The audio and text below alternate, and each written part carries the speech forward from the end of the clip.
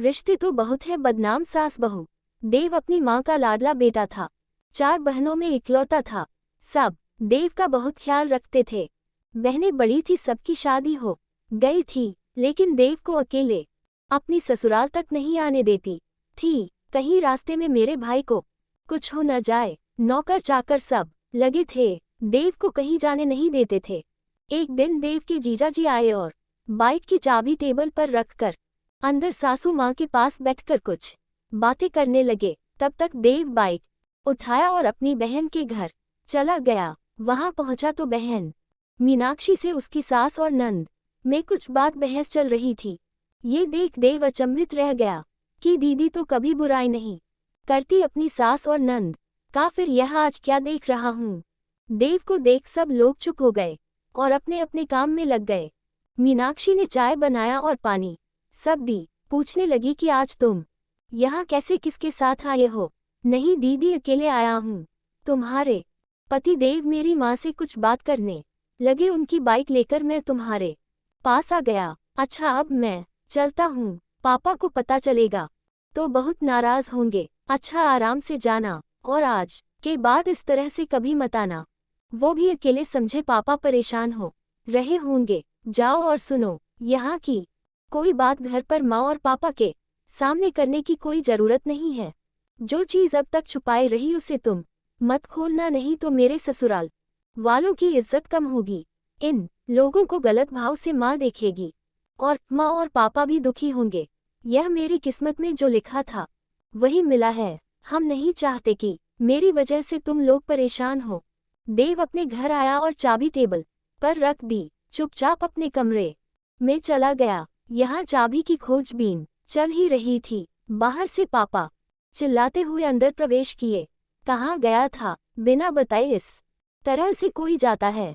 हम सबकी जान निकल गई थी। आज के बाद इस तरह से कभी मत जाना। और तुम्हें जाना कहाँ था जो तुम अकेले गए थे? किससे मिलने गए थे? देव ने किसी के प्रश्नों का कोई उत्तर नहीं दिया और गुमसुम सा दिन भर रहा। रात का खाना निकाला गया। सब साथ में बैठे तो देव ने अचानक रामू काका को जाने के लिए बोला। रामू काका, आप खाना रख कर जाइए, हमें कुछ बता करनी है। फिर मौका मिला तो अपनी माँ और पापा से एक ही प्रश्न किया कि एक बात मेरे समझ में नहीं आती कि इतने सारे रिश्ते होते हैं, उनमें से केवल सास बहू नंद भाभी ही क्यों बदनाम होती हैं? क्यों इन्हीं के रिश्तों में खटास भरी होती है? माँ ने बोला, आज अचानक तुम ये कैसा सवाल किए जा रहे हो? किसी ने कुछ कहा है या किसी के घर गए थे, वहाँ कुछ विशेष देखे हो? तुम इधर उधर न घुमाओ, सीधी बात बताओ। फिर देव ने बोला, पापा, आपने कभी अपनी बेटियों से पूछा कि बेटा तुम्हें कोई कष्ट तो नहीं है? पापा ने बोला, नहीं बेटा, इस प्रकार का कोई मौका ही नहीं आया। पापा ने बोला, नहीं बेटा, इस प्रकार का कोई मौका ही नहीं आया। सब अपने अपने घर गृहस्थी में खुश हैं। बस यही बात पापा आपकी कमी है। आज आपको कुछ सच्चाई बताने जा रहा हूँ। जो दिखता है वह वैसा बिल्कुल भी नहीं होता। मीनाक्षी दीदी के घर अचानक उन्हीं की बाइक लेकर पहुंच गया।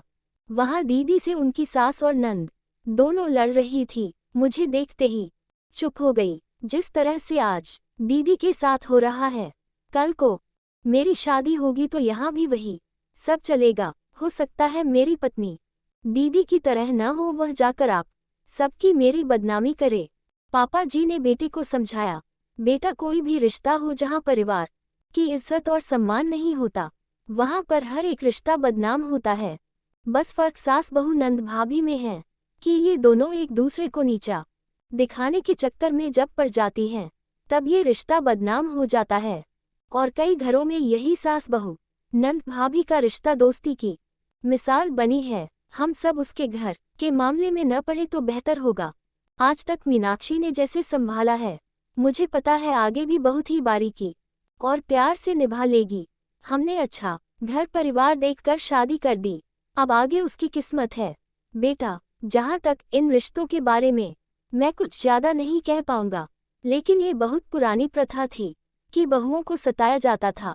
अब जमाना और लोग बहुत ज्यादा जागरूक हो गए हैं। अब इस तरह का व्यवहार कुछ कम हुआ है। धीरे धीरे सब खत्म होगा। जिसे हम आप मिलकर बदनाम कर दें, वही बदनाम हो जाता है। तुम ज्यादा इस विषय पर न सोचो, ये इस दुनिया की रीति है।